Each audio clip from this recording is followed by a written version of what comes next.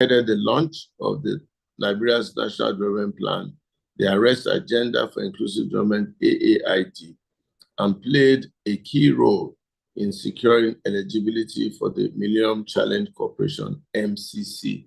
Impact is here tonight to talk about the challenges of Africa, the challenges of Africa. And indeed, Africa has many challenges. Who is this? Africa has many, many challenges, some of which we're trying to discuss today at the colloquium. Okay, different kinds of challenges are facing Africa.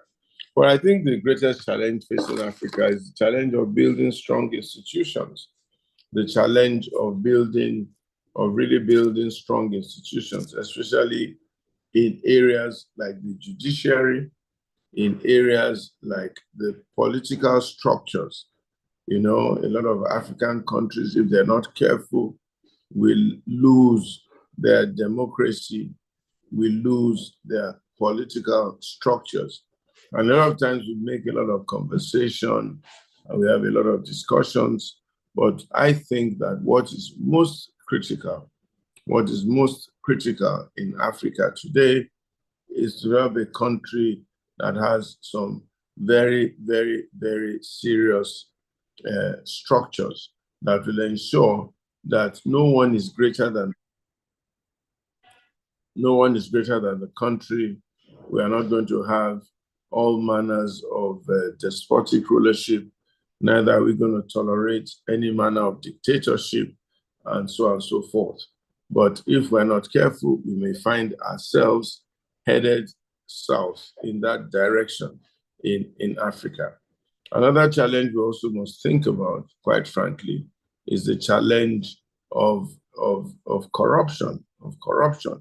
There's quite a lot of things going on in that area in Africa, and it's going to be a big, big challenge. But before we go into our main conversation with our speaker for today, I have some prominent Nigerians here whose opinions I'm going to try and seek, and then we'll then go back, double back into our main speaker. And I'm going to call them, even though I have not forewarned them. We have here on the program Dr. Udom, Ekpedeme Udom, a great friend of mine. Her husband and I are very, very great friends. And she's always been a leadership consultant and involved in the social space and social development space in Africa. And also, especially now, she's more resident in Akwa Ibom State. So I'm going to be calling you to share a few thoughts, Ekpe, on what you think the challenges of leadership, not in Nigeria today, but in Africa are. Also on the platform is my very good friend and brother, Otumba Bimbo Ashiru, a banker by training, but more recently, or in the recent past, former commissioner for trade and development, I believe, or commerce in Ogun State, where he led a very transformative unit and is presently the chairman of the Odua Group, the investing arm of the Southwestern Nigeria government. Also is my friend and brother, Ethan Uzamere, who until about 6 or 7 months ago was Commissioner for Works and Commissioner for Works in Edo State. His father also, Senator Uzamere, they've been involved in government and policy for quite a while. So I will be asking Ethan to also make a few comments, and then we will take it from there. So I don't know, Ekpe, are you ready to take a quick shot at the challenges of Africa? You can unmute yourself and just let us have your thoughts very quickly. Is she there, Ekpe? Ete, I see you are coming in. Ete free.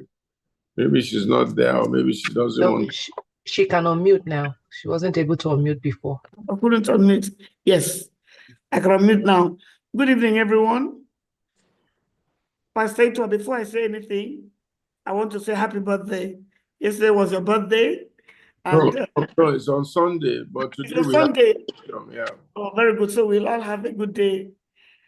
Pastor Ito, you know you have forced me to speak today. Yeah.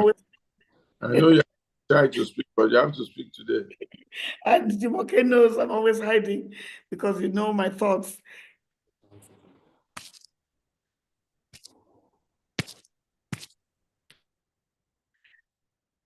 Sorry, I'm in a place that's a lot of background things going on.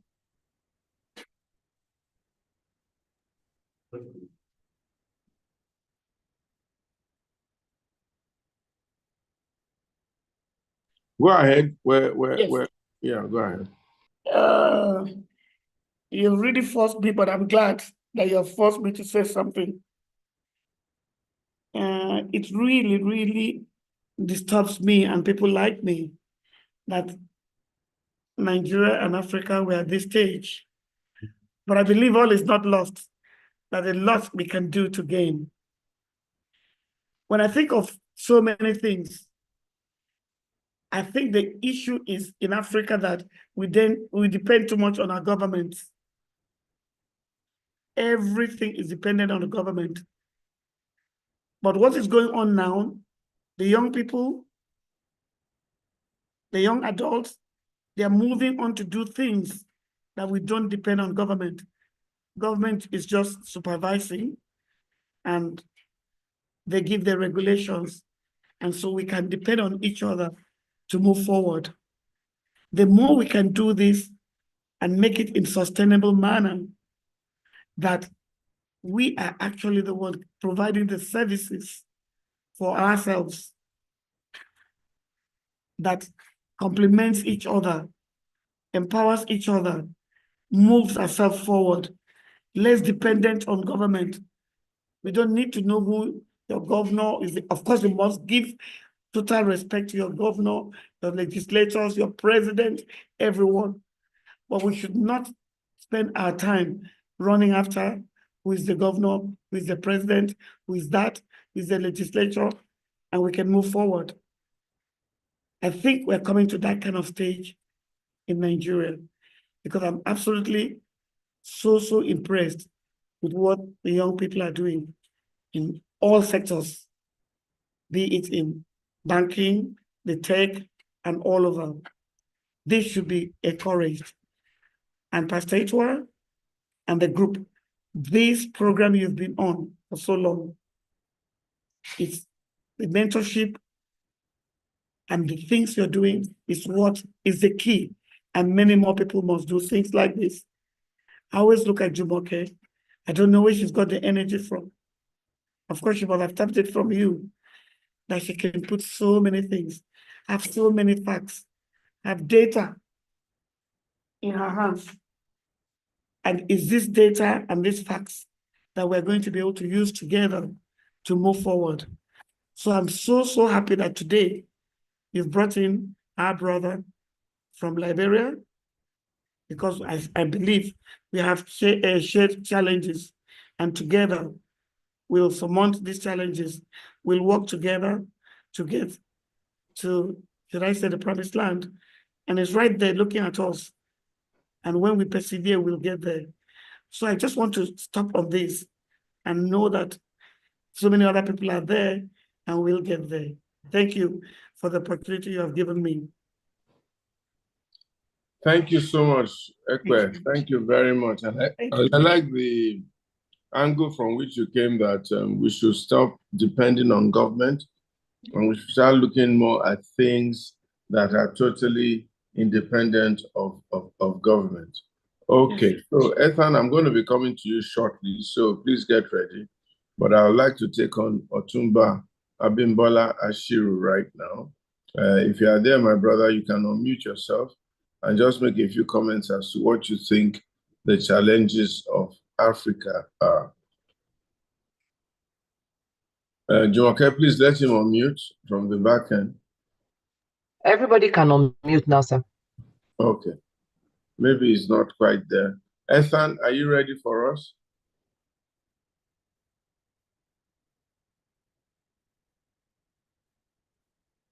Everybody can unmute. Yes, Good good evening, evening, Ethan. Pastor. Thank you. It Good was evening, great to sir. see you yesterday. Thank you so much. Same here, same here. So sorry, sir. First, how long do I have to speak? I think that will determine on what I will say. I think on this first instance, about 5 minutes or so to 5 minutes. Okay, I will just rush through and skim through. First, let me thank everybody in the house. It's good evening, everybody. I think for me, based on my experience, I worked in New York for about 10 years before moving back to Nigeria, running the business briefly for about 3 years before going into government. While I was in government, I think the first 4 years I was an executive aide, executive advisor, I think a chief of staff. I was the vice chairman of the economic team. Then I think the second tenure of the government, the governor gave me a task to do reforms on weak sectors. So I started with the mining sector, went into oil and gas, went into energy, then infrastructure, which is works, which was the last role. So the last 4 years of the previous government, in 4 years, I held four different portfolio, which was a bit tough because all I had to do was go into ministries, do a reform, then go to the next one, create policies that work and that is satisfactory to then the governor, then move on to the next one. And I think for me, I think we have a system issue. And I lived very briefly in Dakar, very briefly in Ghana. And I think I can't compare the Nigerian issue to the whole Africa issue. I think first of, as Nigerians, we're very, very intelligent. But I think for us, the government have failed us in terms of not creating strong systems, strong institutions. I think people say strong institution, but without a strong system or a proper system, um, you won't have any strong institutions. I think for the previous speaker saying about the young people being enterprise, and I think it's a great idea, young people being enterprise, but you see, without a strong system and institutions, it can actually become something very negative because you get away with almost anything. Like we see what's going on in Nigeria in terms of government, the judiciary, the legislation. Like see everything. It's just it's I don't know how to put it. It's not there's no organization. And I think as we should start thinking of creating strong system, which in terms we birth strong institutions. We should start creating policies that are not personal, policies that serve the people. Also, one thing about policy, creating policies, you must understand the culture of the people you're creating policies for. You cannot create a policy for somebody in, let's say, in Cross River States that the culture like create a policy in Cross River State that you just copy it from from New York or something. It's not going to work. They're not going to appreciate it. So you have to understand the people. We have to understand our people, our culture, and what are the immediate needs of the people. I think for the past few years, we have just tried, governments or are just trying to put the band-aid on things, on issues. And that's why you see nothing is actually just working. It's like we're going around in circles and in circles. I think the last speaker said something about government that you don't know even who your governor is, and which is actually true. That's how it's supposed to be. Like when I was in New York working, the train that takes us to our office, sometimes even the governor is on the next cab and nobody really cares. I think your mayor and your president. When it comes to the governor, you don't really people don't you see people don't really care about it because the system just work. Even when we're in school, opportunity to work in the civil service, it's what they call either people that have passion for it for the future or people that have what you call let my people go. Everybody wants to work for a private sector or wants to look for funding for an idea they're trying to develop. But you see, reverse the case here. When somebody finishes from school, they are looking forward to going to work in customs or CBN or something. And the mindset is just how can they just make quick money? And when you see people that go through these institutions that they just pick up money, even in government, in the MDAs, a year after they've left government, they are back to square one, they are back to zero, So there are no strong, there's no strong institutions. Yes, I agree with you, Pastor, but what are the systems, what systems are in place to even create a strong institutions? Is the political system good enough to even create the right leaders that can even say, okay, let us create a good institution. That's another issue, because somebody that doesn't even understand what the value of a good institution cannot create it. You know, if you are the best, you are what you know. And I think that's an issue that we have. We should look at how we can advise people, even in governments, to create strong institutions by creating a good system that can create it. So I think I will just stop here for now. I think I've done more than 5 minutes. Thank you, sir. Thank you so much. Thank you for those really warm and kind comments. Okay. Maybe I'll just also take some comments also from Charles, my cousin Charles Siore. Okay, Charles, he's just been appointed the director at AMCON, Charles. So let me take some comments from you. Please unmute yourself.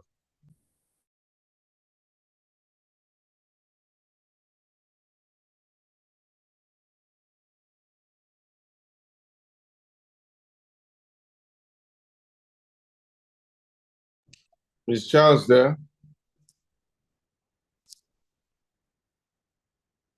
Can you hear me? Yeah, go ahead, Charles. Can you hear me?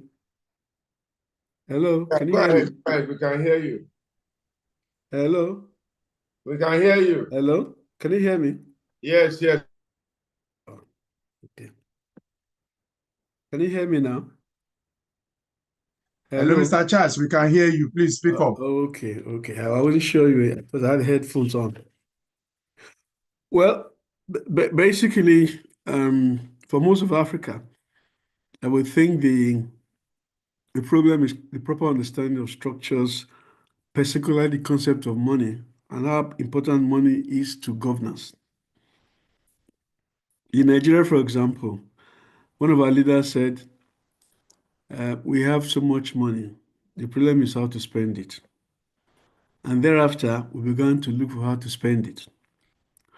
And so we have an expansion of public sector spending over about 40 years, not at all related to productivity. And therefore, you cannot link that to the state of purchasing power parities, which you regard as foreign exchange.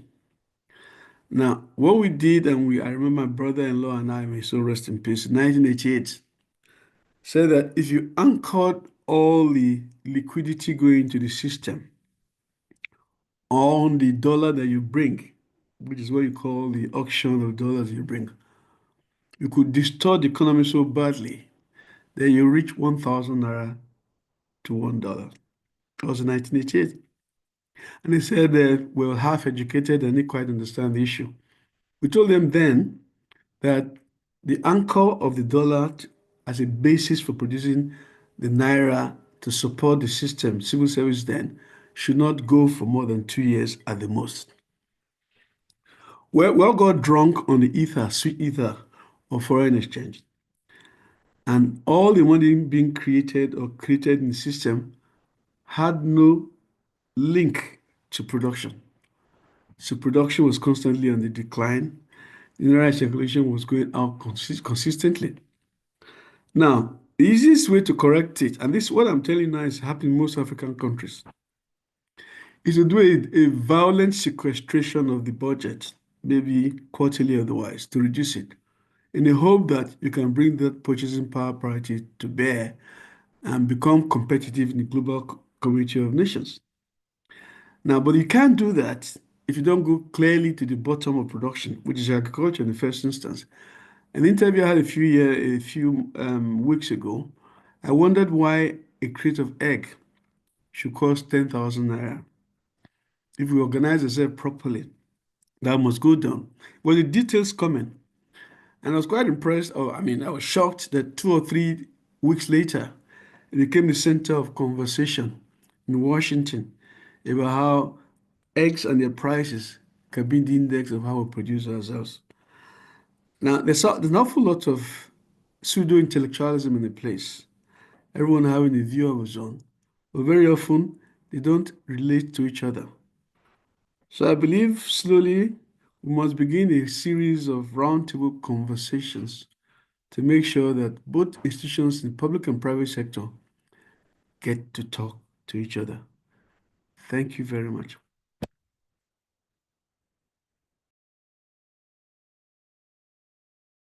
Thank you so much. Thank you so much, Charles. Always very eclectic to hear from you. Thank you so much. I think we'll take some comment from somebody who's a bit younger. Maybe this time around he's going to tell us what. Otumba Ashuru is waiting, sir.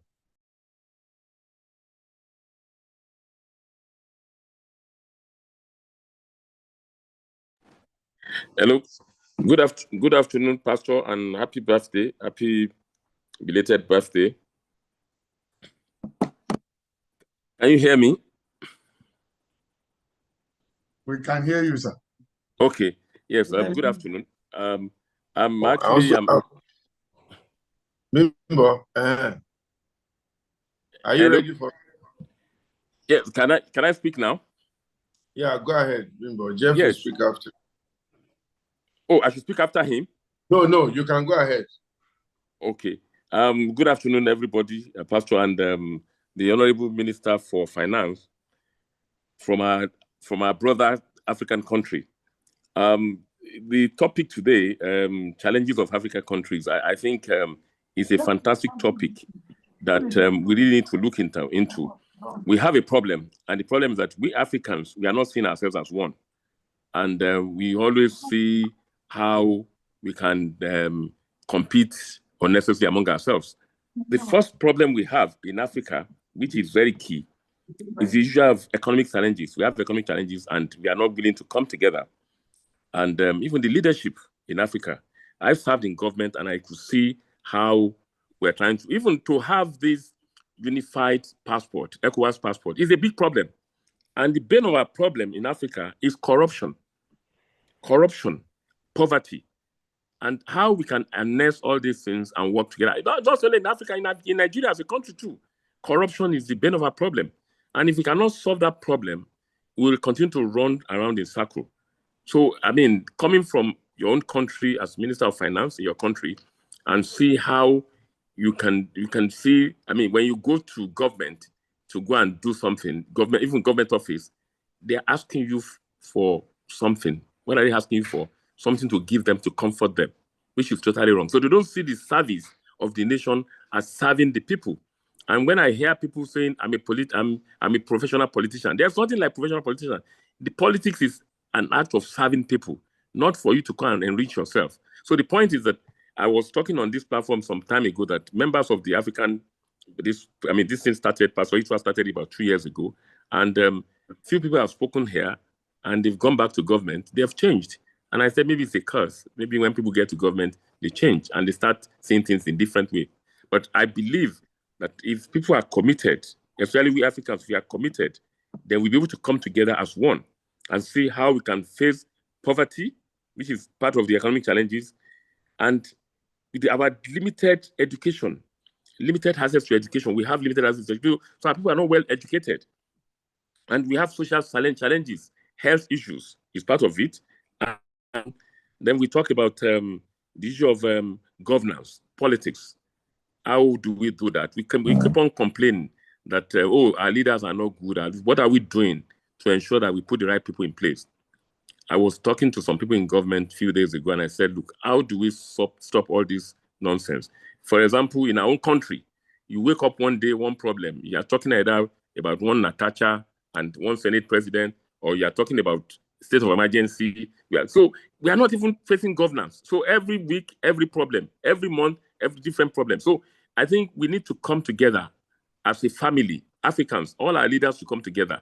They shouldn't behave like UN, where they come for ECOWAS meetings, they talk about this and that. For example, the challenges of having the military people in Niger, and they are even living in ECOWAS. So how do we resolve this problem? The sincerity of purpose, how do we solve it? It's very important and it's very key. And I'm happy that you are here. You want to listen to what it is about your own country, areas where we have comparative and competitive advantage. Maybe you might probably be the angel God has sent, probably trying to see how your country can work together with Nigeria and things can change. But I will tell you, we have a lot of problems in Africa. We have a lot of problems. So how we can come together and be sincere with ourselves and tell ourselves the truth, that is the way forward. I thank you very much for the opportunity. Thank you, my brother. Thank you. Accommodation confirmation received and then payment address. Can somebody mute their mics, please? Yes, that's Blessing, blessing. payment advice. I'm just gonna mute everyone. sir. Second year. I just want to find it. Should not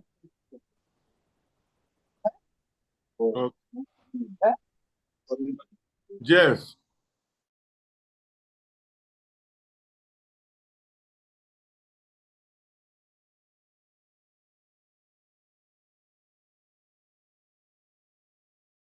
Sir, please unmute yourself. I think we muted everyone to avoid.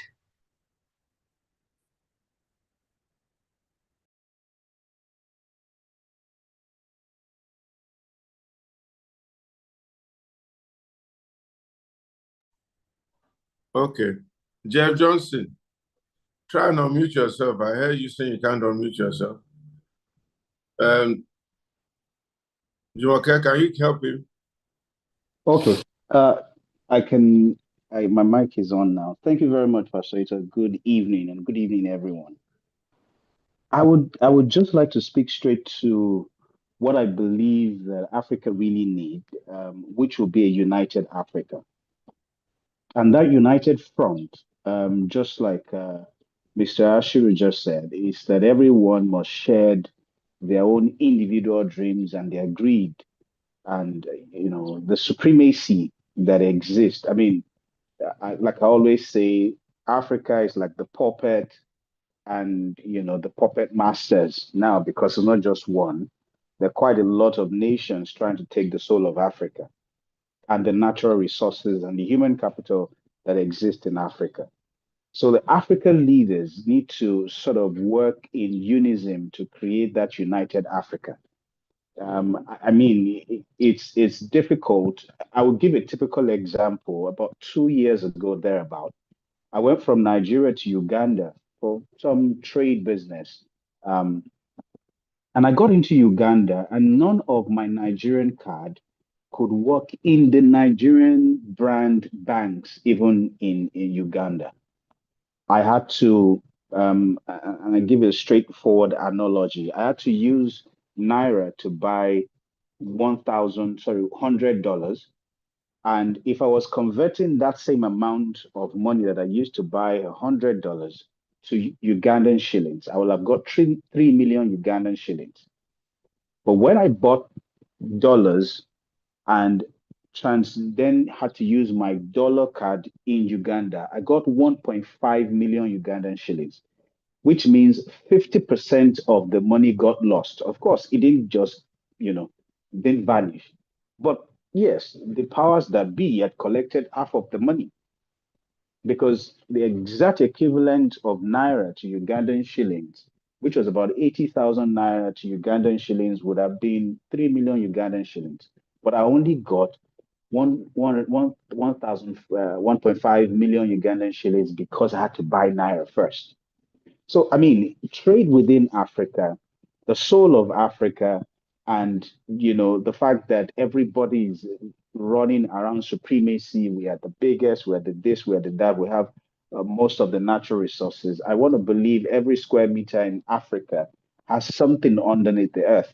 That is why China, Europe, US, Russia, everybody wants to take the soul of Africa. The people we regard as our leaders in Africa must be willing to sacrifice their immediate benefit, their immediate dreams of having fat accounts, their immediate dreams of driving the best of cars and having their families live in the best of luxury houses. They need to suspend that and look at the future of Africa on what is best to do for Africa. Number two, if we can get that sort of sorted, the second thing that is important for us in Africa is to educate the minds of Africans. And I'm not talking about academics. I'm not talking about certifications. I'm not talking about degrees. I'm talking about the exposure, the intentional dream and capacity to build strength within the heart of Nigerians. We have resourceful people who are doing fantastically well on the outside. I mean, if you go to even the craziest of, in quote, nations where you would think you will not find Nigerians, you will find Nigerians, you will find Africans everywhere, and they are doing great things. And so, I mean, we need to sort of look inwards and say, how can we fashion our own curriculum in such a way where we can teach ourselves what is important? And of course, one of the things that are important in our curriculum is our history. Many things are lost in our history. I mean, nobody should say that Bongo Park, discovered River Niger. I mean, what happened to the people who were living in that region? So we are told things. I mean, I'm reading some fantastic authors who have told stories about Nigeria that, I mean, and Africa that, is different from a lot of the things that we've been taught. So we don't even know where we're coming from. So we don't know where we're going. Part of the thing I have preached and on several platforms in this country is that what is the Nigerian dream? Because we don't even know who we are as a people, it's going to be difficult to know where we're headed. And of course, this is clearly stated in the good book, in the Bible. If you don't know where you're headed, you're just going nowhere. You're just in the same rat race. So, I mean, those are some of the foundation, apart from what others have stated, of course, in trade, in finance, in all of that. But our leaders, those whom we call leaders, must be willing to let go of their own personal dream and look at the collective dream of a united Africa. The moment we can get that done, the puppet masters, those who are fighting for the soul of Africa, will not have a choice than to hands up because they can't kill all of us. So if they can kill a leader there, they can create a chaos in another nation over there, but they can't take away the whole of Africa and and the people that are in there. So we must stand together as one and fight the battle of what is the future of Africa. And that future of Africa can only be found in the United Africa. Thank you very much, Pastor Ito. Thank you very much, Jeff. Those are very insightful thoughts. My challenge, though, is who is going to drive that leadership for the uniting of Africa? Who is going to try and push it through? How are we going to try and inspire it? How are we going to try and make it happen and really, really put the devil to shame in all these things that we're going through? How are we going to drive it? How are we going to make it happen? I think I have somebody I'm going to call, and I think it's the right person. Dele Ezioba, I think he's my friend, used to be head of Nigerian Navy at a certain time, and he may be able to look.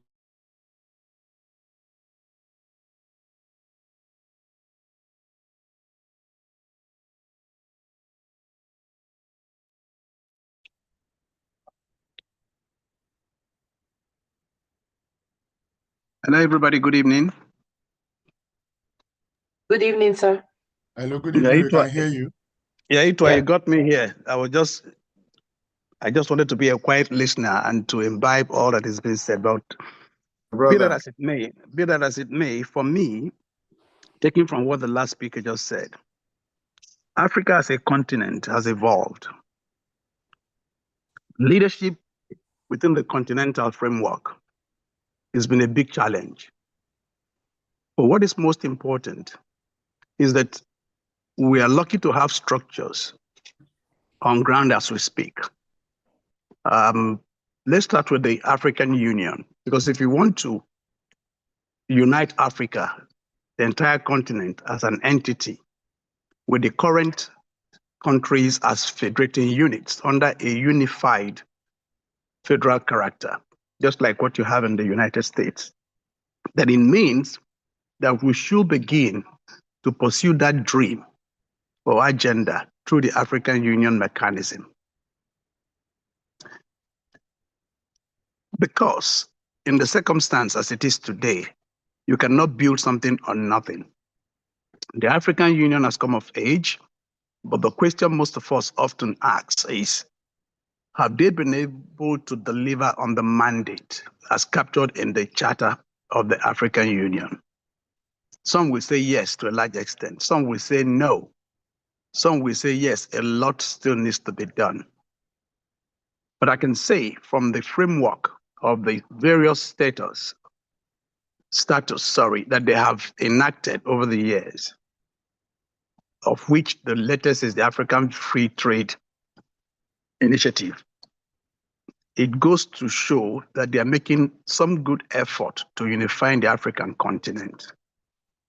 But what is most important is the dissemination of the African continent itself into subunits as entities where we have feudal lords sitting in some of these places under the guise of democracy.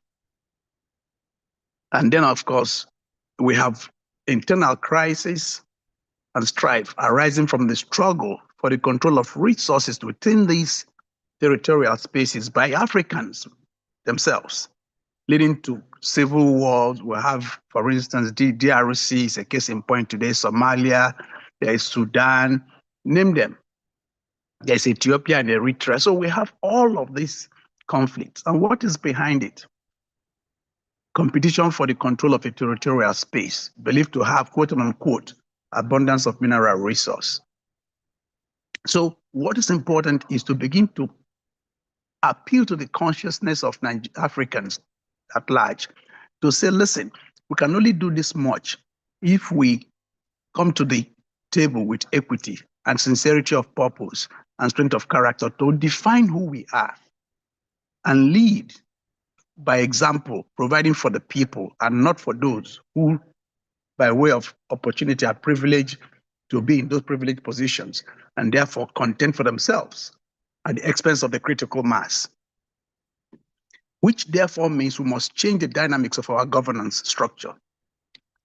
For me, before the advent of the white man, the African continent in our various subunits and ecosystems have very well entrenched governance protocols that worked for us. And it was a form of democracy, but within the context of the African tradition. Only a couple of weeks ago, I had good reason to tell somebody that the Benin Empire, as captured in the Guinness Book of Records, was one of the most civilized empires that ever existed in the history of the world. The Benin Empire, where they had a very structured system of governance that is anchored on the traditional system. And it was perfect that the white man had to come and study it as a case study to understand the dynamism that they found in the Benin Empire with all the attributes of arts and culture and what have you. So we had evolved before the white man came. So what is important in the circumstance for me moving forward is how can we cultivate the spirit of togetherness and build on those structures that existed ab initio. It's going to be difficult. Some will say, oh, we must move with time. Oh, yes. But then again, if you don't know where you're coming from, it will be difficult for you to interrogate your present state and therefore add value for the future. So I think we must begin to see how we can speak to ourselves within the context of the bigger picture and the bigger narrative of how Africa can evolve as a unified continent under one umbrella, forging forward, and then providing the best form of governance for our people, exploiting our God-given potentials and resources, human and material, to be able to evolve and speak for ourselves within the global context. With these few remarks, I think I want to shelve the space for other people to make their contributions. Thank you very much. Thank you very much, my brother. I think you really made some very, very incisive comments there, and the need for us to break down these artificial barriers and how to really get the African Union to lead this charge and drive this forward and get us to really, really cooperate among one another. And you're right that I don't think the powers that be, the ones that divided Africa in the first place. There was a meeting. I think it was in Belgium or somewhere like that, where Africa was divided among people, and all these unnatural barriers were created. And what is bothering me is how and why we Africans have permitted it, and permitted them to give us different kinds of cultures, so that those in Cote d'Ivoire, those in Togo, those in parts of Cameroon feel like they are French people. And then those of us here in Nigeria, Ghana, and so on and so forth, feel like we're British people. If you want to call it brainwashing, I think that's brainwashing of the highest order, such that the Ivorian and the Nigerian and the Mauritanian and so on and so forth keep looking and thinking of themselves as slightly different people. Even Nigeria and Ghana, we think we're different people, but that the Ghanaian Empire expanded and extended to parts of what is called modern-day Nigeria today, and the Songhai Empire did the same. The Benin Empire went as far as Togo and places like that. So all these barriers really are artificial, and they've not allowed us to develop as one people, one country. There's a cloth that we wear in Edo State. Okay, we sort of tie like a wrapper and put it around our left shoulder. I see my Ghanaian brothers doing almost exactly the same. I see my brothers from Benue State, the TVs and people like that, doing exactly the same.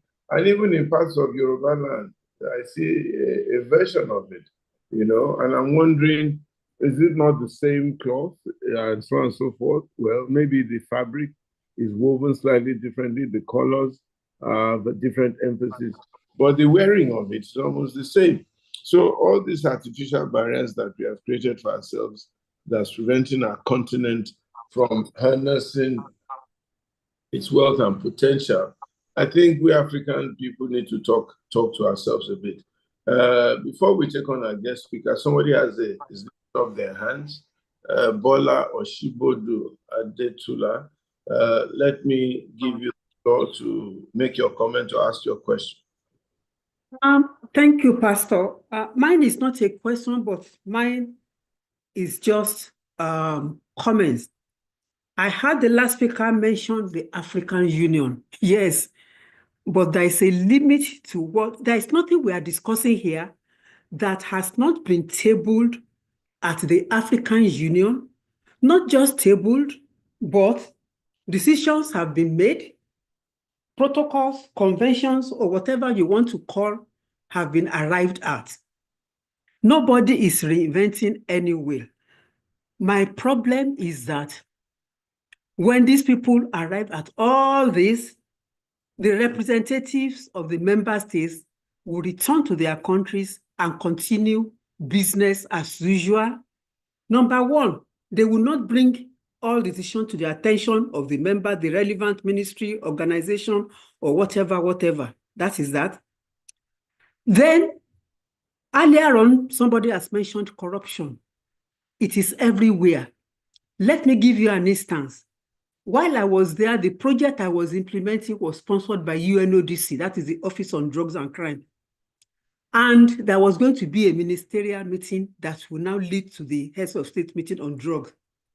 I made a case that let us give some developing countries in Africa $3,000 to the experts to encourage them to attend. Do you know what happened? And we cannot send the letter directly to the experts that we know who are the experts that should come. We have to send the letters through the various embassies in Addis. Suddenly, all the ambassadors became experts.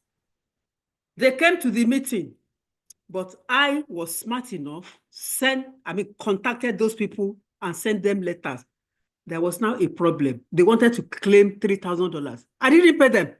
We paid only those experts and I became their enemies. I'm just giving you that as an example. Last year, I took part in a Zoom meeting with Interpol. What they were still discussing November 2024, we had already discussed before I left in 2005. I had to say, Interpol, you mean you are still saying we cannot? They kept quiet. Nobody is ready to do anything. So what am I saying? How do we get these member states to implement? That is the basic problem. There's nothing we are discussing here that has not been discussed. I just want to assure you that. So let us come up with how do we get the member states, after arriving at those conclusions, decisions, protocol, convention, whatever, how they will now implement them at the level of the countries. Thank you very much. Thank you so much, my sister. And it's good to know that you have that expertise. I take it you worked for the African Union at some stage or some African agency?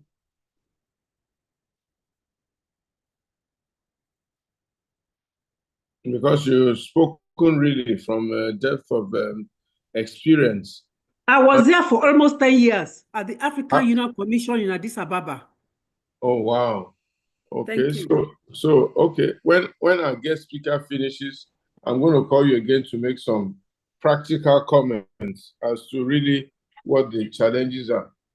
I'm happy to know that our guest speaker is now on the platform and ready to take us on, or we're taking him on. As I said before, he's the Minister for Finance and Development in our great Liberia,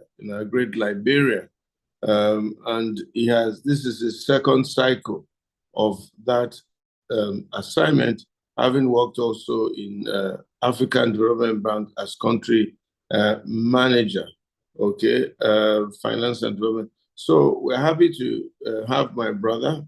I'm older than him only by 1 day. He was born on April 7th. I was born on April the 6th, but there's just about 9 years between us, making that 1 day. So please welcome with me Minister Augustine Adekunle, is now Adekunle Ngafwan. My dear brother, you are most welcome indeed, and thank you for giving us this space and time. I know you've had to either hurriedly conclude a meeting or shelve it for a few minutes to spend a few minutes with us. Let me welcome you and welcome Madame. Thank you so much for coming to the best country in the world and enjoying our tourist attraction. I know you said you've been to Nigeria quite a few times. Maybe you should just tell us what your own thoughts and experiences are with our great nation, Nigeria, and then you want to then slip from there into your thoughts of the challenges with Africa. Go ahead. You're most welcome. Unmute yourself. Unmute yourself. Oh, Jumoke, can you help us to unmute our guest? He's able to, sir. So just look for the unmute button on your device. Yeah. Okay. Yeah. Thank you. Are you hearing me now? Yeah, we can hear you. Yeah. Well, thank you, our celebrant and our man of honor, Pastor Itwa, and the great team. I had a wonderful time today at the edifice, and I feel edified. It's great to be in Nigeria. As I said, I've been here a couple of times, and one of the things that we are assured of is the vibrancy of this country, and that you see Africa. So I am happy to be here again. I bring you greetings from your brothers and sisters from Liberia. And we in Liberia are internally grateful to Nigeria and Nigerians because it's always said that a friend in need is a friend indeed. You all know that we went through a very difficult period in our nation's history during the 90s. We had a civil war that devastated our country, and we lost more than 200,000 of our citizens in the period of that civil crisis. And we recall that in difficult moments, Nigeria and Nigerians went to Liberia and helped us to try to restore peace through ECOMOG. Some of them, the blood of some of them are mixed with the soil of Liberia. So we cannot pay Nigeria enough for being the big brother in our region. So I feel very good to be here. This morning, one of the things you asked me to discuss was a new leadership in Africa. That's a loaded topic, and I gave you some of my thoughts. The new leadership in Africa will be responsible to deal with the challenges of Africa. And when I say new leadership in Africa, as I said in my statement this morning, we are not just talking about political leaders, officials of government. Leadership, I have a more eclectic definition of leadership here.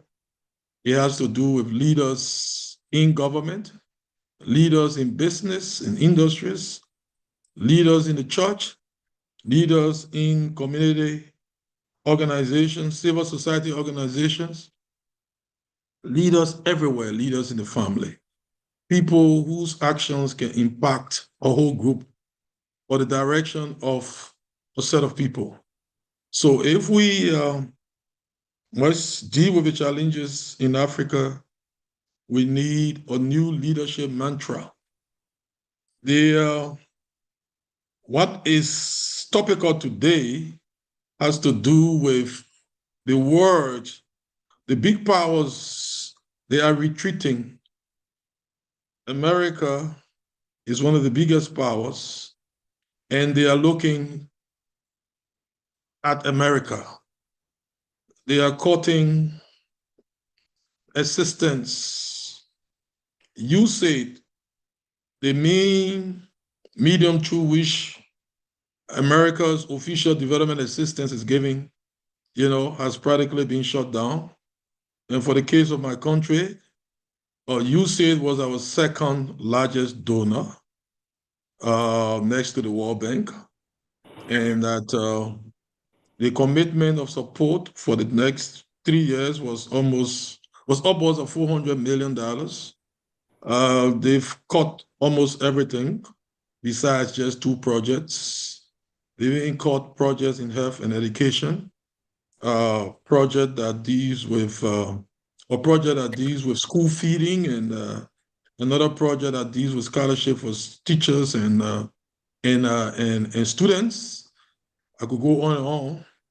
I think yesterday you heard about the imposition of tariff on many countries.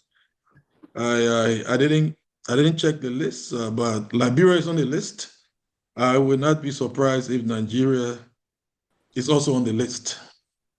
And that beyond the US, many of the big powers, the developed countries, are also cutting back official development assistance. One of my colleagues from the World Bank just shared with me the OCHAT. The other countries are not cutting as steeply as the US, but they are also cutting. But what does that mean for us as a continent and as a people? One way we could react, we could go in one corner and wail and cry that they are not fair. Yes, we could do that. But another way we could react is to get what I call positively angry. We need to get angry. We need to discover ourselves.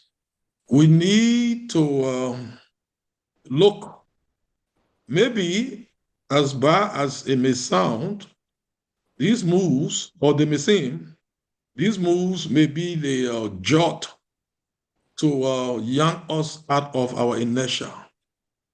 Maybe the reason why we look at our neighbors more seriously. Some of our countries, even us to some extent, Liberia, at one point, Liberians travel more to the US than they travel in West Africa.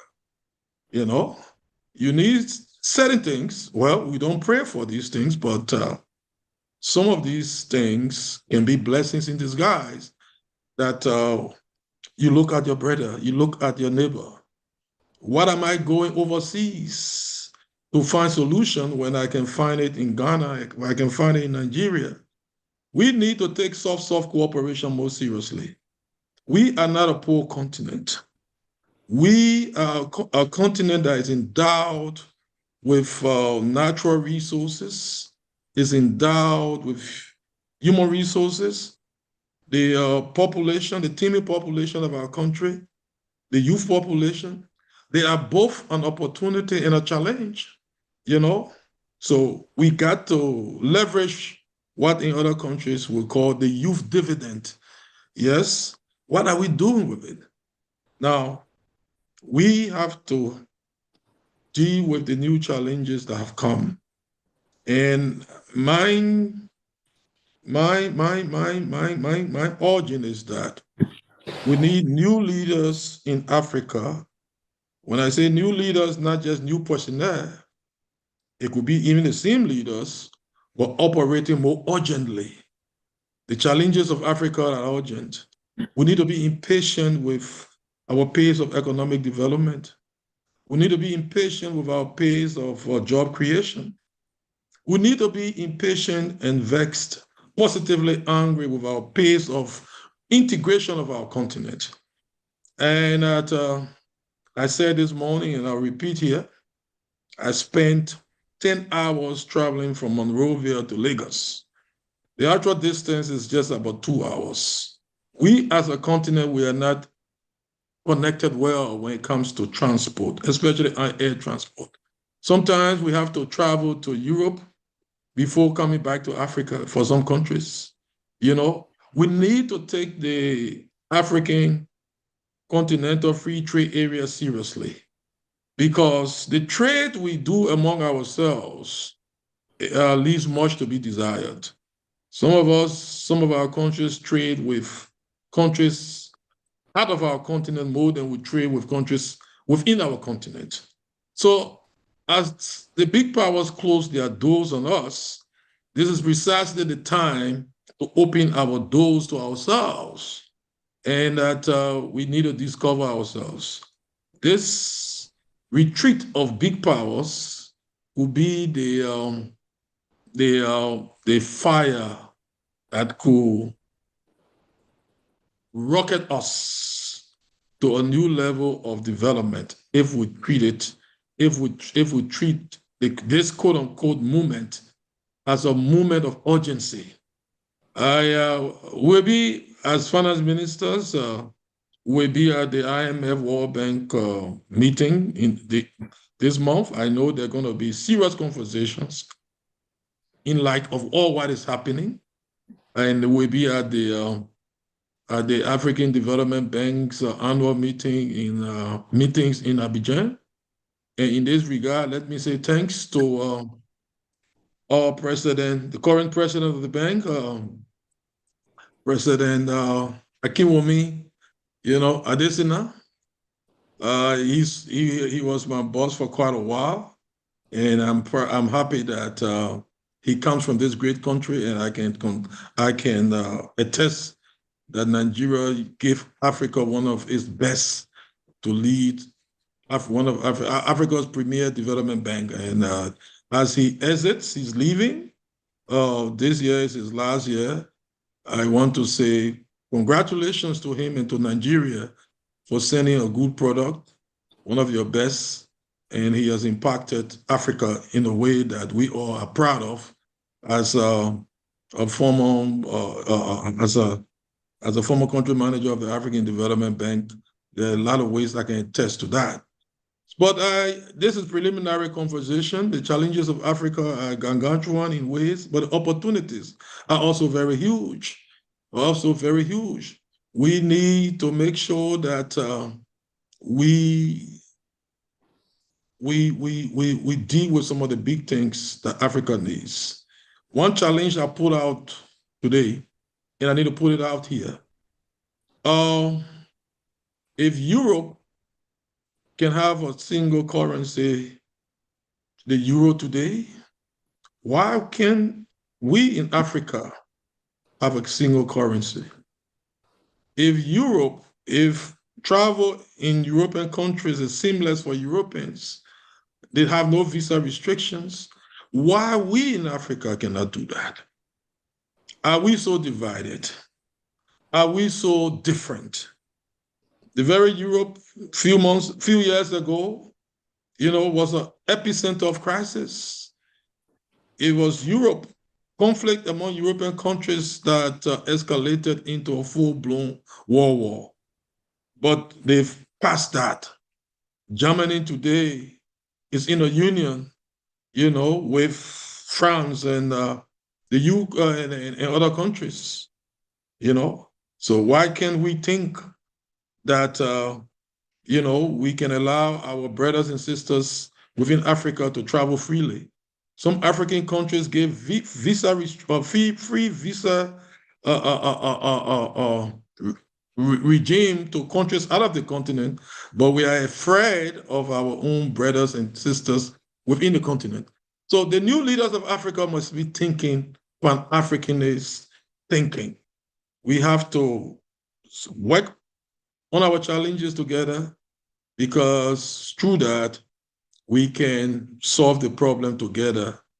Today, one of the things I noticed, and I would want to do, I was at a panel discussion, and one of your best, a lady, I've forgotten her name, I'm told that you call her the Queen of Cassava, or Cassava Queen in Nigeria. And some of the things she's doing, were mind-blowing. But we in Liberia, we have cassava. Cassava next to rice is our main staple. So, yes, we want the Cassava Queen to come and spread, that organizational, entrepreneurial skill, and help Liberian, businesses to grow, so that we can impact on the lives of our people. So one of my missions here is to encourage brothers and sisters, captains of industries here. We are a small country, but we have opportunities.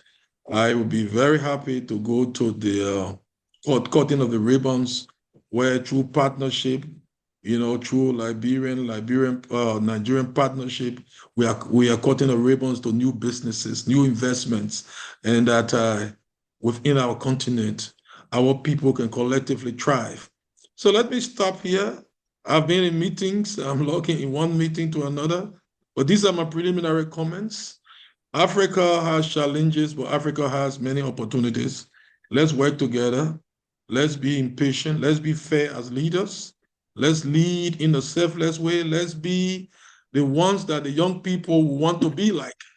The litmus test is that every leader needs to go and look in the mirror and ask himself or herself and say to himself, because one can fool every other person, or one cannot fool the person in the mirror.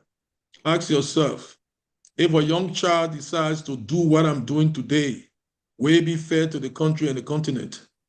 If a young lady in the street of Lagos decides to emulate what I'm doing, will it be fair to this country, Nigeria, or the continent? So if we leaders can go and have that conversation with ourselves and find out that there are things we can change to be better or leaders to deserve the opportunities that we've been given, we will be doing well for our country and for the continent. So let me stop there and say thanks again, Pastor Itwa, and the great team here. It's been wonderful. My visit in Nigeria has just been great. including the long traffic I was in yesterday. Thank you very much. Thank you. Thank you for being positive about our traffic. And so on. So I'm sure we will have some questions very quickly so that we don't keep you on the platform for too long. I know you have maybe one or two other things to quickly do. So if anybody has any questions, they can please raise their hands and we take those questions and so on and so forth. But I have something I want to throw out there very quickly to you. And I'm sure you worked with President Cedar Johnson. She did quite a bit in Liberia here and there, and she's regarded as one of the leading matriarchs of female figures or leaders of Africa. You are now working with our current president in Liberia and so on and so forth. What do you think we can do, and how do you think we can challenge our various presidents? I'm sure you know Baba Obasanjo, who I'm sure has been to Liberia. I know President Cedar Johnson is a very great friend of his. And I've seen how here and there in Nigeria, some of the programs that he has had and that our government have had. Now you are working with President Boakai. You probably have related with one or two other African presidents. You quoted copiously today from Kwame Nkrumah. So I know that you're a disciple of Kwame Nkrumah. And Kwame was one of the first people to talk about Africanism and bringing the African continent together. It is rumored, in fact, that part of why they took him off or took him away from his position of president of Ghana was because they felt that he was talking too much Africanism, and if he could get African continent together, then there would be a big problem. Also, Gaddafi, the late Muammar Gaddafi of Libya, he had even started talking about using gold as the currency or as the backbone of the African bank and wanting Africans to come together with one currency. So why do you think, and before you came on, I said how our people that came and overran Africa have been able to give us whatever it is, mental issues, made us to think we're different people. My brothers from Cote d'Ivoire feel more French than African. My brothers in Ghana and Nigeria feel more English than African. I said the Songhai Empire, the Mali Empire, the Benin Empire, they all spread across at least West Africa, if not most of Africa. And that, in fact, in culture, in dressing, in this and that, we're one people. How come we have, over the centuries, allowed the influence of our colonial masters to be so strong that if you go to South Africa now, there was a time they had a xenophobia for Nigerians in South Africa, not remembering how much work we did to grant them their independence and their liberation from apartheid. You've mentioned what we did as ECOWAS, even in Liberia. I know quite a lot of our boys went to Liberia, fell in love with Liberian girls. I don't know what happened to that. And I forgot to mention to you, when I lived in an apartment in Yaba, there were some beautiful Liberian girls that were flying for ADC Airlines.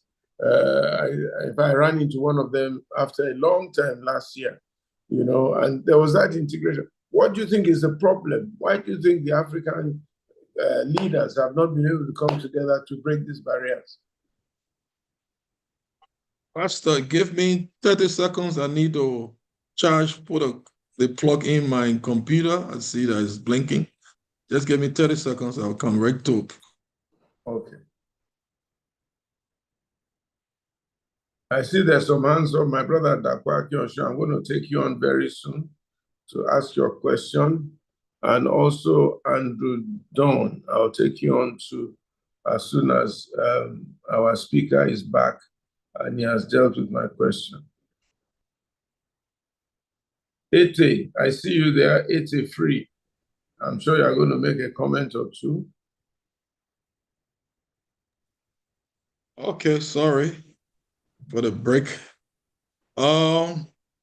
Yes, I think you gave quite an intro, so it's a mouthful. Yes, you situated me with Madam Ellen Johnson Sirleaf. Let me just give you my link I happen to be the spokesperson of the campaign team that brought Madam Sirleaf to power in 2006. It was a tall order. She was the only woman running among all the males. She was not the richest. And our country and our continent, is still male chauvinistic, but to sell a female in a democratic process and to win was quite a feat. But thanks that we had a candidate that was worthy of our support and that the effort, translated into victory. And I served her as her budget director and then Minister of Finance, and then I became Foreign Minister before leaving and going to the ADB later. And I can say that, yes, she is not a perfect woman, but she is a great leader. And I'm happy that today, the continent of Africa has produced a second female president elected in Namibia. So Madam Sirleaf broke the glass ceiling, as they said, and now, the Namibian president is following suit. The women of Africa are our assets. We need to take them more seriously than we've been taking them before. They can be in the kitchen, but they can also be in mansion and palaces. And working with Madam Sirleaf, I couldn't have gotten a greater leader than that. I'm happy that her vice president, the current president today in Liberia, served Madam Sirleaf for 12 years as vice president. We all were in the government. And so I'm back in Liberia as finance minister, back in an old role that I did, but it's back being home. And that in the region, I have more opportunities now to travel to Nigeria than I did when I was in East Africa serving as country manager of the African Development Bank for Uganda. If you want, yes, to change a country or to make people to do something against their will or in favor of you, the first thing you need to do is to get control of their minds. The mentality of people is a serious asset or a serious liability. If people don't believe that they are strong or they are good enough, they will behave in mediocre ways. The challenge we face in Africa is to believe in ourselves. We have a problem of lack of belief.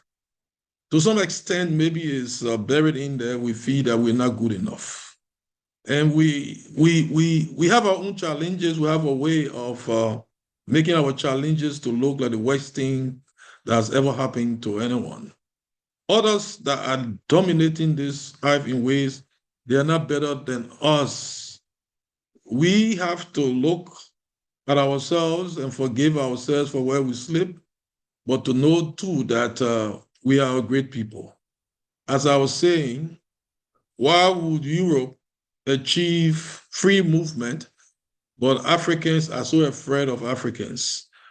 I've been in meetings at the AU. I remember one of those. I was sitting with Madam Sirleaf.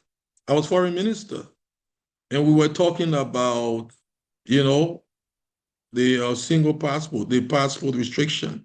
Thanks to Rwanda and others, and Liberia, we are pushing it in our country, that you can travel to Rwanda without visa, and then it takes some time before you'll be required to regularize yourself, But one of the things that came out, I was sitting with Madam Sirleaf, and this issue about visa restriction was being discussed among the leaders. And I heard some leaders saying that they were talking about security. And there's the only way we have to be secure, we have to have visas. There are a lot of ways to be secure. You know, I know the Germans that moved to France, that moved to other countries, you know, there are concerns of security, but it doesn't stop free movement. If they can do it, why can't we do it? You know? So it's a matter of the concept. We have to believe in ourselves and not be so afraid of ourselves. There is this fear mentality. Yes, we have our tribes. There's been some tribal issues everywhere, even in Nigeria. But at the end of the day, let's look beyond the tip of our noses and find out that there are more things that unite us, as Kwame Nkrumah said once again, than divide us. Let's focus on those things that unite us. And then we'll start to break this mental shackle. I think it's a matter of motivating our people. And maybe this thing that President Donald Trump has started appears to be a negative wave, but it will create the positive anger. Positive anger where we will start to believe ourselves. We will start to know that we can do. My president once said, former President Salif said that, you know, Africa is a rich continent. The only thing is that Africa is poorly managed. We are rich. Our resource endowment is humongous. Why do they troop here?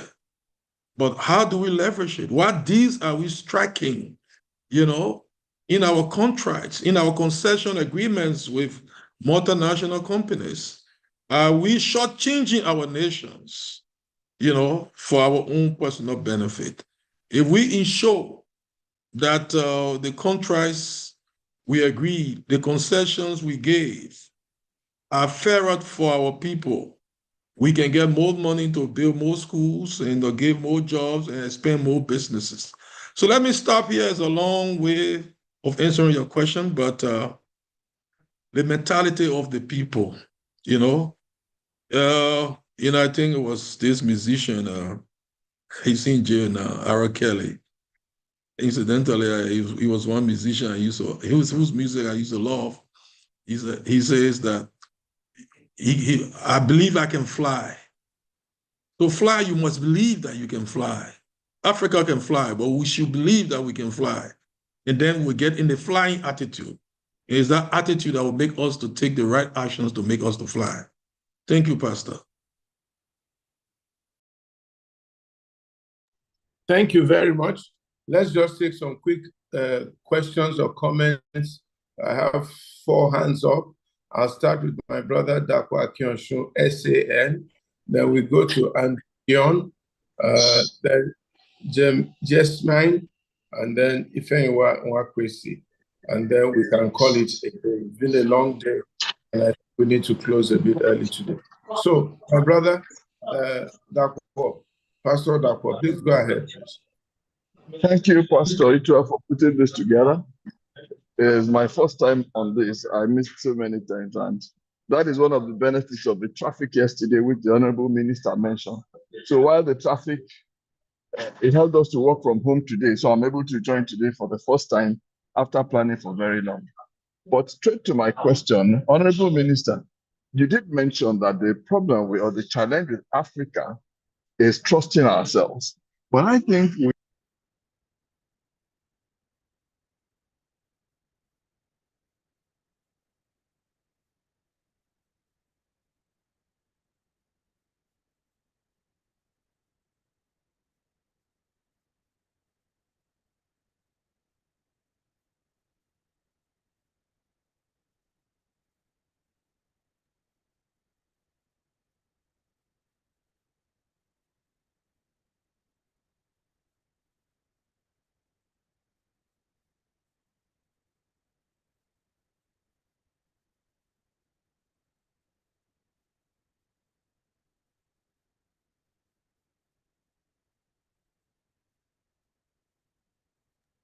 We can't hear him.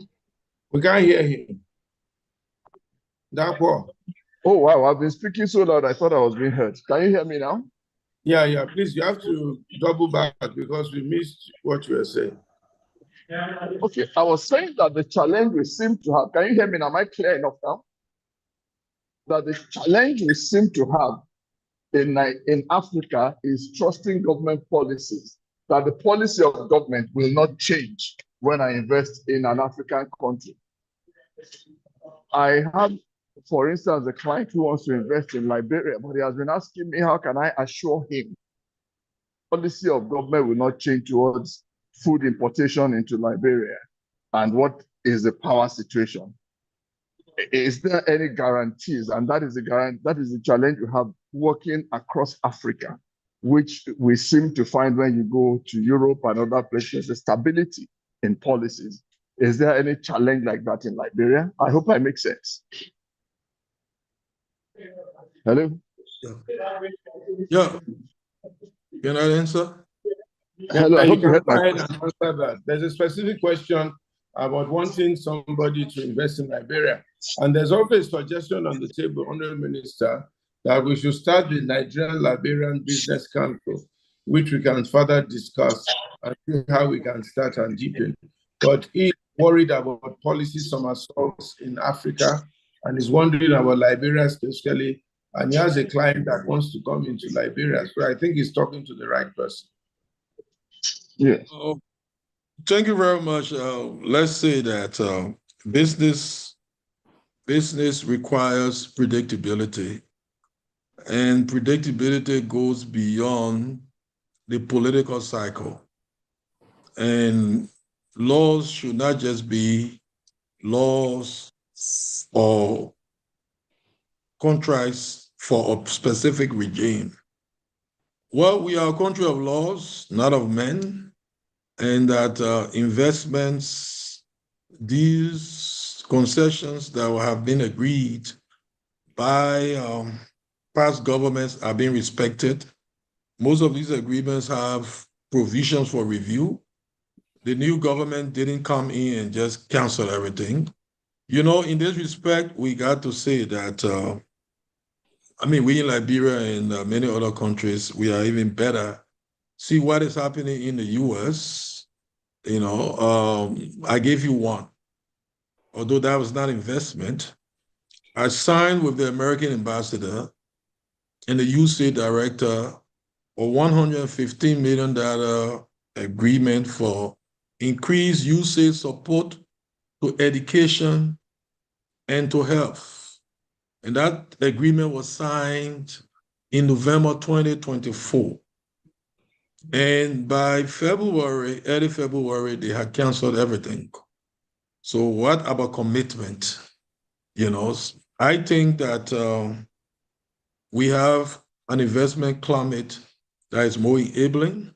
Firstly, one of the things that African countries debate often is the length of the tenure. You know, in Nigeria, you have 4 years. Interestingly, in Liberia, we have 6 years. And one of the logic behind the Liberian 6 years is that you need enough time, you need predictability. And that some countries, we also have there are a lot of push in Liberia for 4 or 5 years because it is said that you don't want one political leader to be there so long. The urgency to work and to deliver may not be there so long. But I can say for my country, the investment climate is not wacky, it's predictable. Businesses and business folks have a legal system that backs them. If anyone, including government, runs counter to the law, you have the court system, a very independent judiciary where people go and sue government and win. So any Nigerian potential investor that is on this call, I encourage you, take the opportunities that are coming up. You know, the business has a lot of risks, although this is not a kind of wacky government. But if you can risk in other places, in other countries, that are even more risky than Liberia and other countries, please come and put your monies in Liberia and let us jointly develop our countries. as I said from the start, I would be more than happy to come to cutting the ribbon ceremony where we are cutting ribbons to more Nigerian businesses. We have before the Nigerian business investment, some initiative, but I think it's a little bit, it's been quite a while. We need to, I will follow up with my folks at our National Investment Commission to see, but it was existing before, but I think over time it has not been as active as it used to be. It can be resuscitated. I will ask the folks at the embassy and others to see what we can do. Thank you.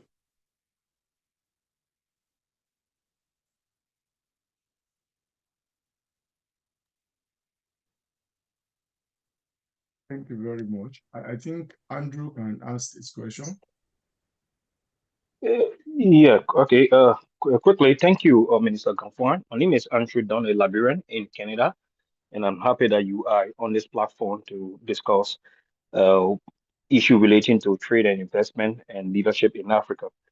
I want to thank the organizer for this. Quickly, my question has to do with the challenges of trade and investment amongst African nations. What you think could be done so that trade and investment in Africa can be easily done among African nations? Thank you.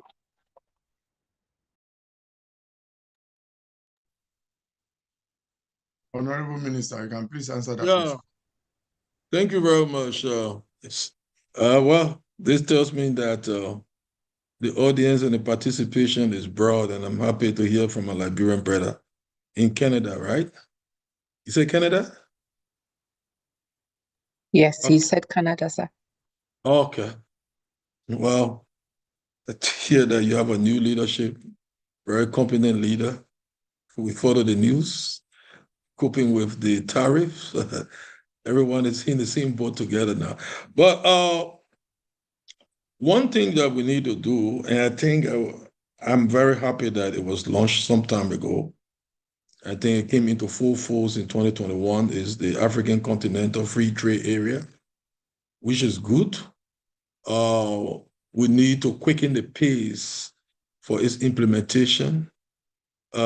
Just last week, I was invited to a ceremony that I felt very happy being there. I'm a very busy person. So the central bank had invited me into the launch of what is called the Pan-African Payment Settlement Systems, PAPS. And incidentally, the CEO of PAPS is a Nigerian, and that I wanted to dedicate not more than 40 minutes at that program. But I spent 3 hours and I could have gone longer. Why? What is PAPS achieving? Traders in Liberia, who many of them, including my elder sister, comes to Nigeria many times to buy things and go. She's a trader. They come on the road, sometimes they take flight. And one of the things that one of the challenges they face is the FX, the foreign exchange. You know, they must buy dollars, come and change money. But PAPS is creating a system whereby they do not have to use hotel currency. They can use Liberian dollars, and through the payment system now, whosoever on this side can be paid in Naira, and we are cutting off a whole continent from our transaction system. We are getting less and less reliant on the dollar and the euro, you know. And I saw a group called the Cross-Border Trade, you know, Women in Cross-Border Trade, the Liberia Marketing Association. And these are the impactful things we must continue to do as a continent. I was very happy. We need to do more of this. You know, the visa thing I was talking about is one way to go. In ECOWAS, you know, when you have the ECOWAS passport, you don't need visa. I didn't need visa to come to Liberia or to Nigeria.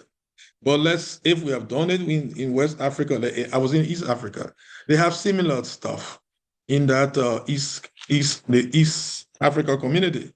We have it in West Africa. So we have it in silos. So why not just collapse it for the continent? So the East Africans move smoothly. We in West Africa move smoothly. Maybe Central Africa. So let's just say what? Let's just move freely across the continent. You know, custom union and all those things. Let's start to have this conversation. At the level of ECOWAS, I think things are happening, but some of these protocols, it gets difficult to implement. I think before I logged in, someone was talking about these things that I agreed at continental and regional levels. But when it comes to implementation at the countries, it gets difficult. Yes, people want to be what I call big features in a small pond. They feel that the more we regionalize or we continentalize, the titles will drop, and someone may be thinking about having a big title, but not having a big vision for the continent or for the region. Let's start to think regionally, and let's not be putting ourselves, in these little silos that make us not to get the full dividend of unity and integration. That's my take. Thank you, sir. Okay, Pastor is back. Go ahead, Jumoke. Go So ahead. we have two hands up. Good evening, sir. Thank you for doing this. Welcome to NLS. We have two hands up, and those are the two last questions. So you can take them together, and I can help you jot them down here. So we'll take, I believe it was Jasmine. Please go ahead with your question, and then we'll take Madame Ifeyiwa as well.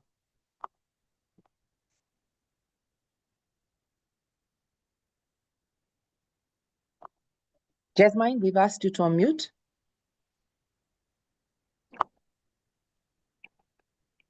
Thank you. Can you hear me now? Yes, we can. Okay. Hello, PI. This is Jasmine from Canada. PI knows me as Chinwe. I used to be in TH Choir. And I want to thank the Honorable Minister for all that he said. He's spoken greatly.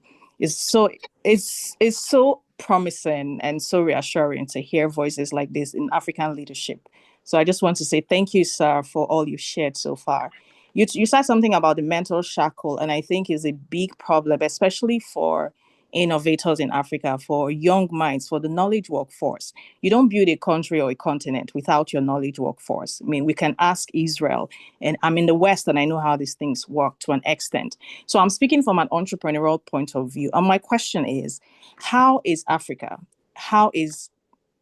African countries leveraging the current industrial revolution? We are now in the digital economy. We're now within the technological revolution era. What are we going to do to level? I mean, I think that globally, nature is kind of trying to level the playing field so that problem solvers from places like Africa can have we have infrastructural deficits that we will not be able to resolve overnight, no matter what we do. But now that the level playing field is the field is being leveled, what can we do to enable more problem solvers, to enable African talents to play in the global space? Because we can't keep speaking and thinking as though we are in a bubble. We can't keep sounding like we're in an echo chamber. Africa has to play in a global space. So my question to you is, how are we going to power the problem solvers of Africa? Because they're the ones who build the economy. Economy is built by entrepreneurs, by experts, by innovators, by people who solve human problems. If we can solve our own problems, then we can have some global relevance. We're not talking about dominance now. We want to have relevance so that when an African speaks out there in the world, they give us respect because we're able to solve our problems by tapping into our human potential. So what are you going to say to the African youth today who has an idea and knows he can solve Africa's problem? What are you going to say to them on how they can tap into the digital economy, the technological revolution of today, and the fourth industrial revolution features of democratization, of artificial intelligence, of machine learning? What are you going to say to them? What playbook, what blueprint would you give to that problem solver to help us power our emergence as a continent? Thank you, sir. Well, thank you very much. Let me say that one of the things I do, that's another aspect of my life, is I do poetry. And I wrote a poem some time back. I think the BBC even played it. It's titled "Why Walk with Head Bowed, Black Man?" You know, and I will share that poem with Pastor Itoa, you know, and that what I was actually saying is that we need to discover who we are. We were a great nation, we were a great continent, we were ahead of civilization. After some times, we got behind, but we need to think better. African leaders are in a position to leverage the opportunities that we have. But it's an issue of mentality also. You know, Africa's best is across the world. It's across the world. If you go to hospitals in top industries, you will see brilliant Africans, Nigerians, some Liberians, Ghanaians. And the first thing they do, they give you citizenship. And that no matter what, there's some statement I took this morning, I underlined. I have forgotten the lady, she was the MC. What she said, it is either Nigeria or Nigeria. So she celebrates her Nigerianness no matter what. This lady said she was in the UK for quite a while, educated there, but returned to the continent, back home. We need to have a back home mentality. We need to have it. Yes, the brilliant Africans will be sought everywhere. African governments need to encourage the brilliant, the innovators, the Africans that are leading the AI revolution in other countries. We need to support through our budgets, and we are trying to do so at our level, you know, support these kinds of programs as we go. You know, we have a challenging fiscal space in our country. I came in last year, you know, late, but going forward, there are investments we're going to put in encouraging excellence, encouraging innovation, encouraging technology. But usually, when someone gets the skill, he becomes a global citizen. He or she becomes a global citizen. Let me be correct on that one. And what are you doing with your global citizenship? Do you look back home? Do you think that it was Nigeria that produced you? You became who you are. You finished your high school in this environment. Our continent, our countries rather, so bad for us today. You know, yes, no matter how our countries are, yes, there will be challenges, there will be security problems, but we all need to collectivize thinking to solve the problem. In the US, there are shootings in the street. They have gun problems too. But why do we Africans feel that it's safer there than it is in our country? It's all part of the mental thing. So Africa's best is being produced, and Africa's best is dispersed across the world. We need to have a program of bringing Africa's best back to the continent, not necessarily to live here permanently, but to be able to contribute. We should not be afraid of our countries as, you know, and feel so safe with the countries that we live in. I was not happy. There's a cousin of mine, you know, who told me since he left Liberia 2003, he hasn't come back. And he would rather go to France, to UK to have vacation. His children want to come back to their motherland or the land of their grandfather, but he has never brought them back for vacation once. So he's thinking more American than even the Americans themselves. So what I can say here is that there will be programs and what have you, but one of the things is that, yes, the innovators, the top people, the brilliant Africans will be taken away. Will be taken away. But so what do you do? It is quite interesting that Elon Musk, the world's richest man, he came from South Africa. If I'm not mistaken, he was at the age of 17 before he migrated to the US. Brilliant. He's dominated. He's the world's richest man, but what heart does he have? You know? So it's a matter of the heart.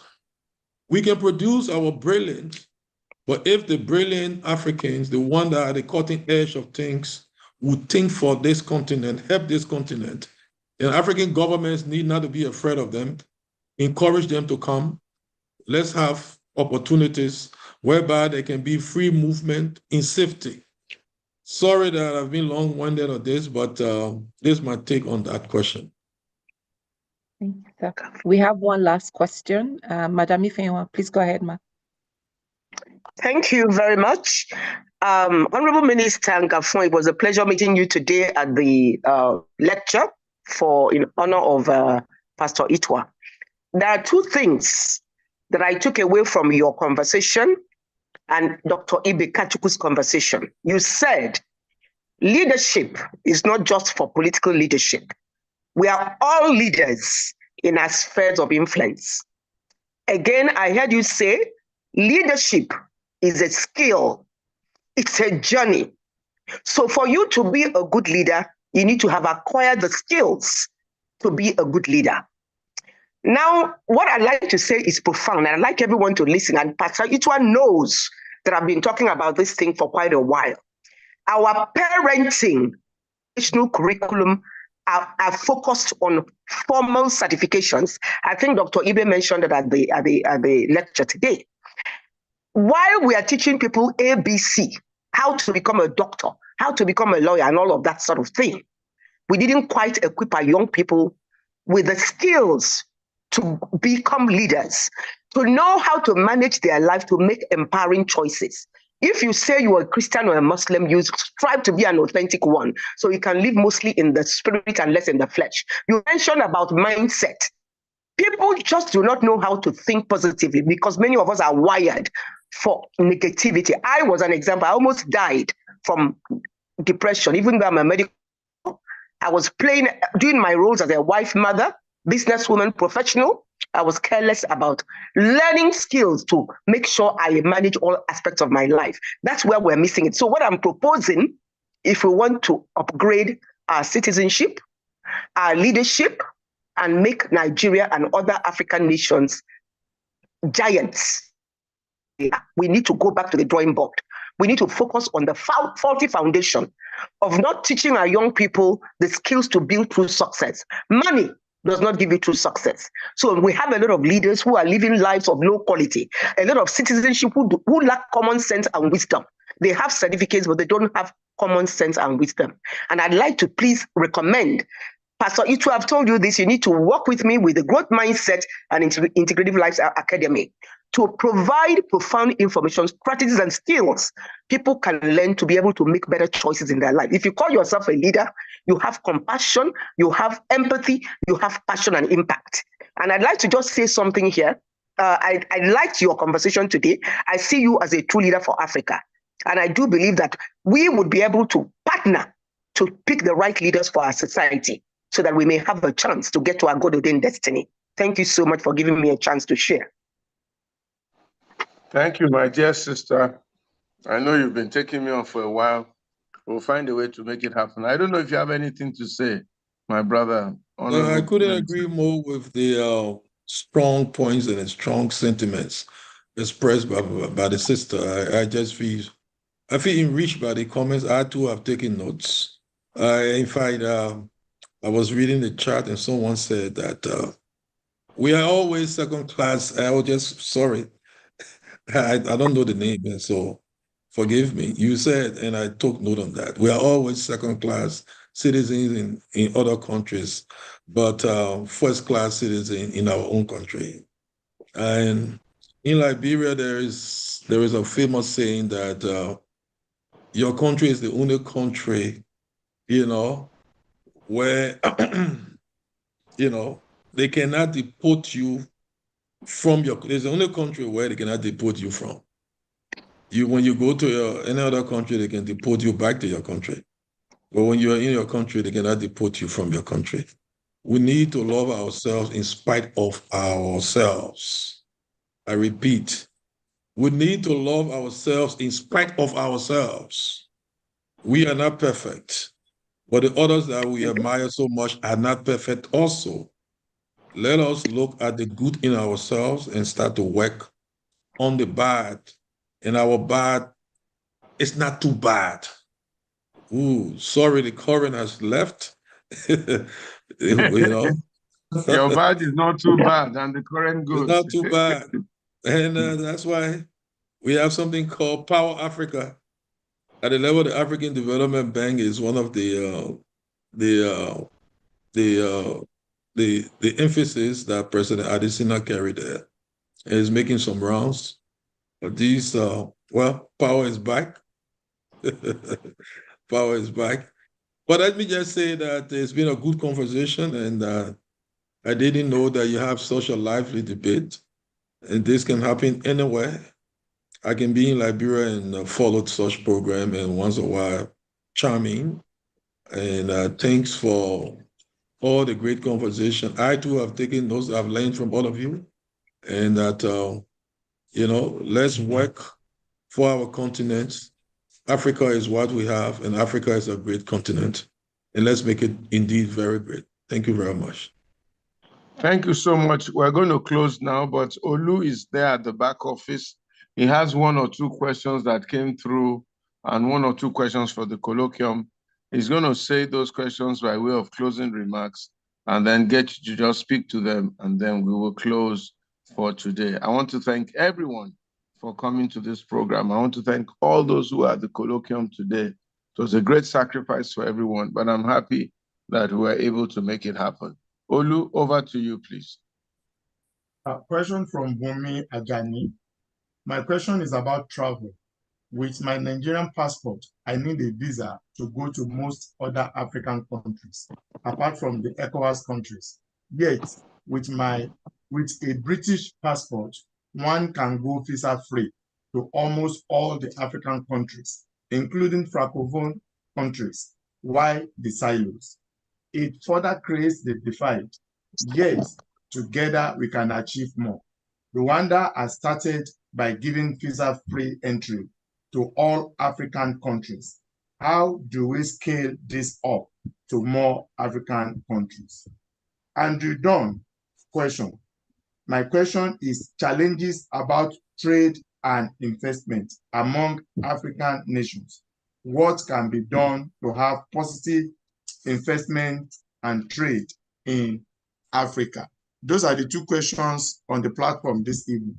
But from the colloquium this afternoon, I have 3 questions. Let me quickly read them. My name is Ebuka Emmanuel. I am a book vendor and a radio presenter with FM 105.5. My question goes towards the solution that Dr. Ibe Kachukwu stated. Does it get to the ears of the government? How can we get the Nigerian government to listen to the solutions and implement them, like the catalyst of the young student idea that was implemented in India? Another question from the colloquium from Andrew Omojua. What will the effect of Nigerian economy be if all transactions made in the country are done in Naira, paying school fees, hotel accommodations, buying crude oil, and doing some other investments in Naira? And the last but not the least is from Batula Olasheyidevi. He says, using Singapore as an example, the prosperity rate, why can't our leaders or our rich people in the country emulate the strategy? And also looking at the Igbo people, there is a way they empower their fellow people and lead them to prosperity against their uncle, children, or relative, to learn the business after they establish them with funds and they need to succeed in the business? How can the rich people pick up the poor among them, empower them financially, materially, and resourcefully? Also give them job, either employment to those who need employment, like Pastor Itua did for me.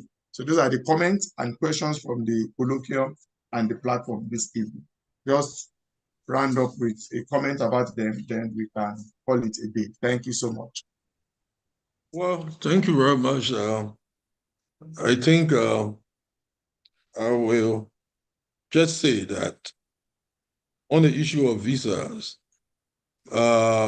and that people with UK passports can practically travel many places in Africa just with UK and even US passports. The privileges we give Western countries, we don't give to our neighboring countries or our countries on our continent. As I said, we've been made to fear ourselves more than we fear others out of our continent.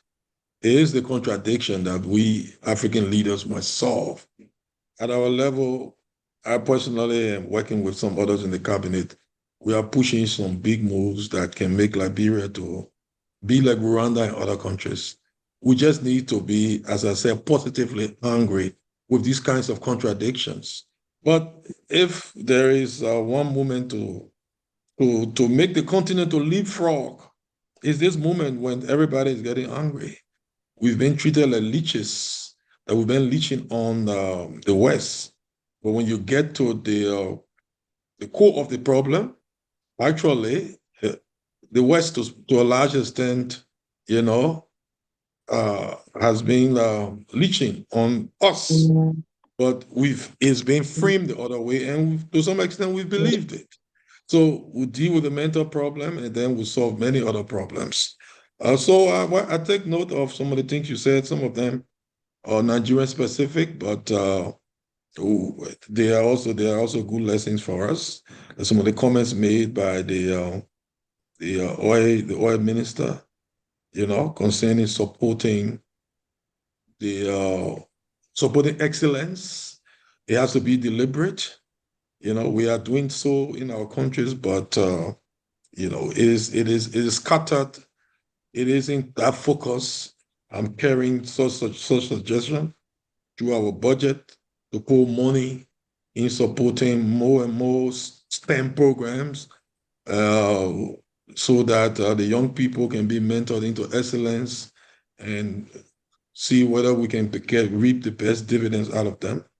I cannot remember all the questions, but all I see is that it's been great. I've learned also from some of the perspectives that have been shared, and I, as often as my time can permit, will make myself available to share my 2 cents on some of the teething issues that affect our continent. So thank you very much for this opportunity. Thank you so much, my brother, my co-birthday mate, and the Adekunle of Liberia. Thank you so much for your comments. We've received them very well. Like we said, we'll catch up with you to see the possibilities of developing a Nigerian-Liberian Business Council or Liberian-Nigerian Business Council, and then see how we can further deepen and exchange businesses and transactions between both our countries. Mr. Dakwaki Oshun, who spoke to you, I'm sure he has a serious request. He used to work, or he works, or he partners with the former Vice President of Nigeria, Professor Shibajo, so he must know what he's talking about. And I'm sure he has a very strong client, so that we can see at least between, and then of course, maybe there's a way we can further develop air traffic, proper air traffic between Nigeria and Liberia, so that at least you don't have to spend 8 hours trying to see your brothers in Nigeria, and then you spend another 5 hours sitting in Nigerian traffic. Can you imagine? I don't know how we're going to pay for that. That's 13 hours of a man's life. But thank you so much. You've been so gracious. Lovely to meet you. Lovely to meet Madam. And we will catch up and see each other later. Thank you so much. Jumoke, always quintessential. Thank you for your good wishes and everything. Olu, thank you so much. I want to thank everybody that came to the platform today. God bless you all. And I wish you a very wonderful evening and a lovely weekend ahead. Those who are in the Lagos area, it is compulsory. It is compulsory. It is compulsory that you are in Trinity House tomorrow at 5 o'clock for our worship service, and also on Sunday at 9 o'clock for our Thanksgiving service. It is simply compulsory, and you don't want to commit a crime against the nation. Thank you all so much. Bye-bye. And those in Los Angeles, I dare you to take a private jet to Nigeria. Okay. Thank you. Mrs. Adetula here. Let us sing happy birthday song to Pastor now. Happy This birthday, is the birthday. Minister. Happy birthday to you. Happy Happy birthday to you.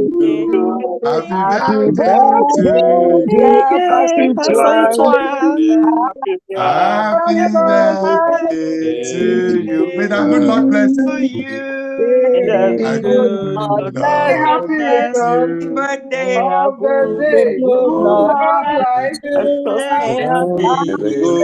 Thank you so much. Bless you. He's a jolly good fellow. Oh, he's a jolly good fellow. He's a jolly good fellow. And so say all of Hooray! And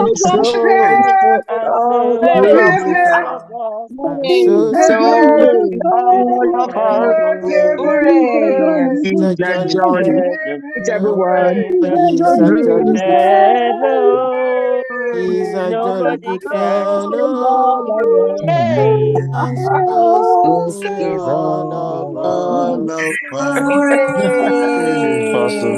Congratulations. Thank you very much. Thank you all. Thank you. God bless Thank you you all. very much, ALG Choir. Thank God you are not going to Motown or Broadway. ALG Choir.